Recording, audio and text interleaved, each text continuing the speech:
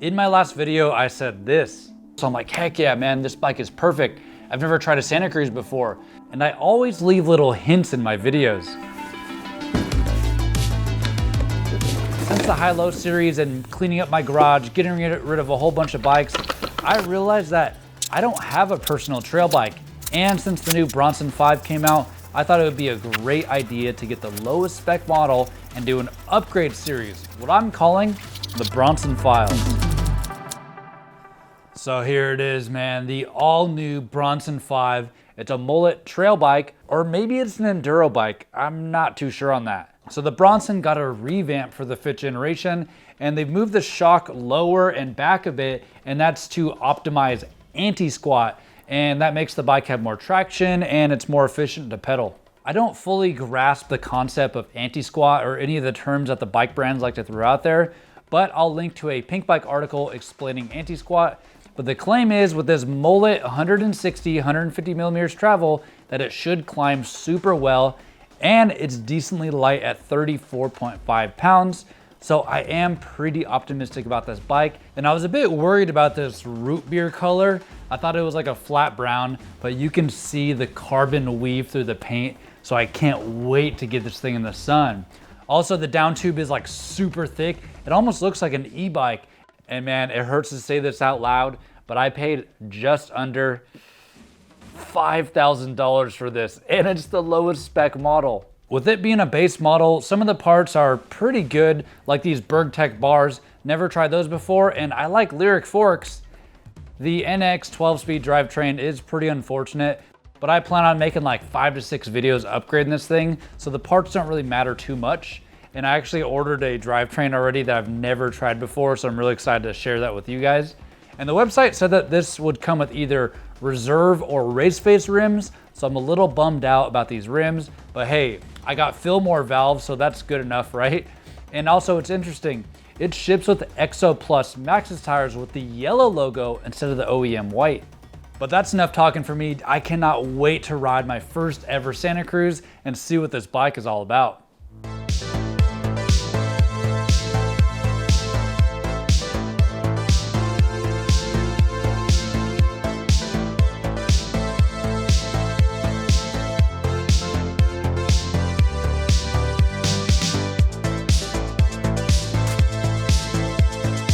Normally with my first ride impressions, I react to how the bike feels, but this time it was different.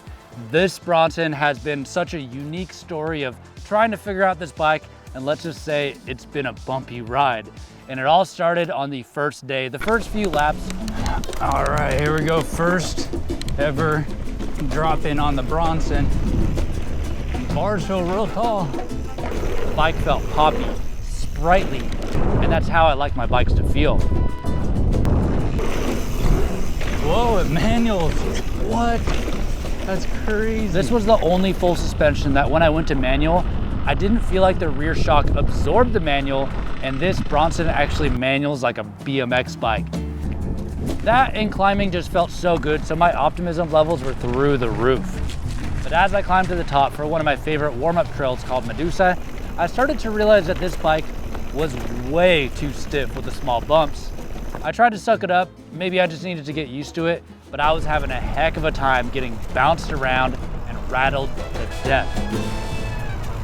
So I've officially lost 20 pounds since July, down to 173 pounds, and that's just from eating less food.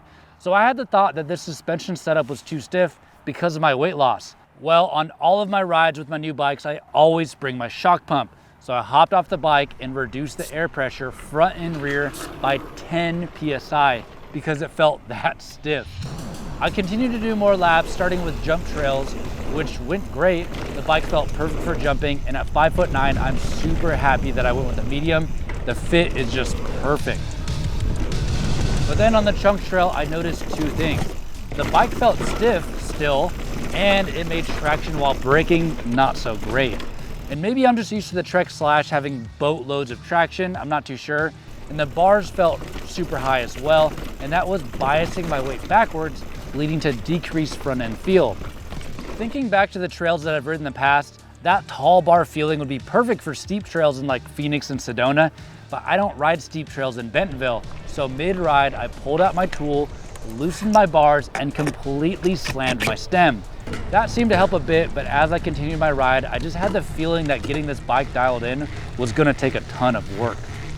Even though I'm struggling with this bike setup, man, the initial feeling of being super good at climbing, jumping, and the first mountain bike that I could ever manual, dude, I'm super optimistic about this Bronson, and I did kind of spend a lot of money on this thing, so I'm determined to get this thing dialed in.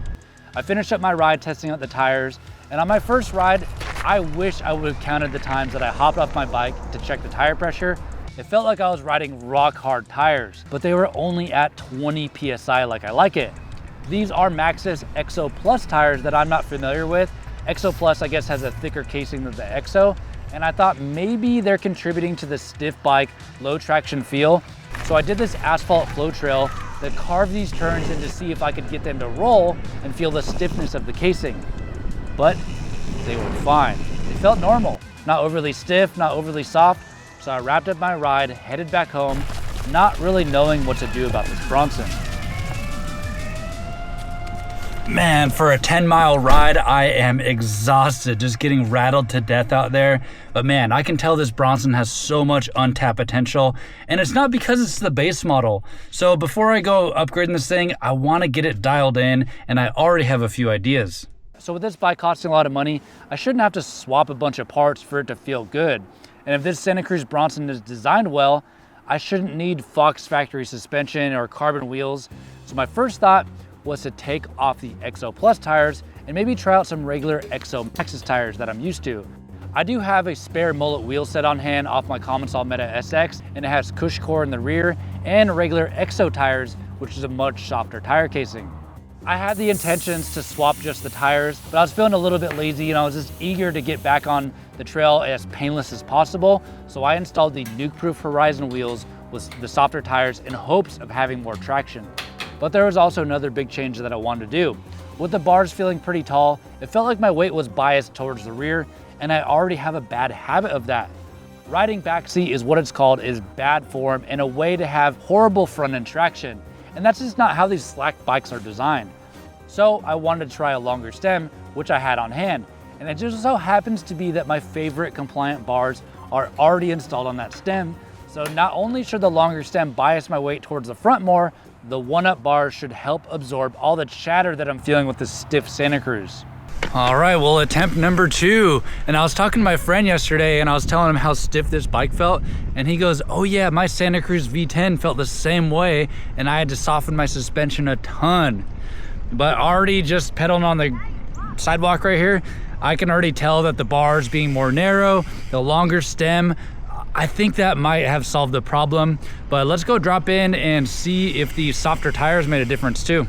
I was a little worried about the changes. Maybe the overly stiff bike was the reason why it climbed so well and felt poppy. So I headed to the nearest jump trail to test it out. All right, first lap, let's see how this goes. Whoa. Wow, this bike is poppy. I'm over clearing everything.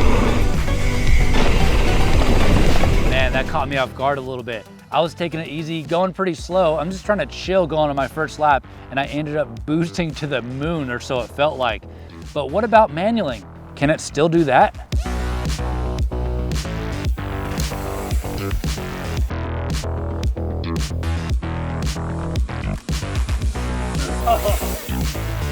Oh man, my stoke level on this bike was climbing higher and higher. But in all honesty, you can jump any bike. So I thought, let's take this to the trail and get a little wild. Man, still no pedal bob. I can't believe how efficient this bike climbs.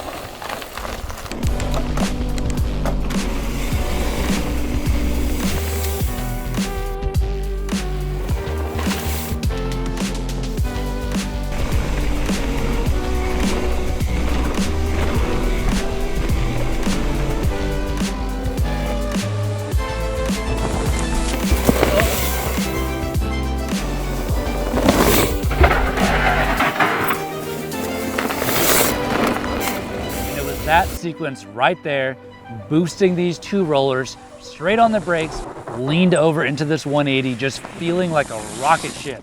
At this moment, I realized that this bike is gonna be one of my favorites.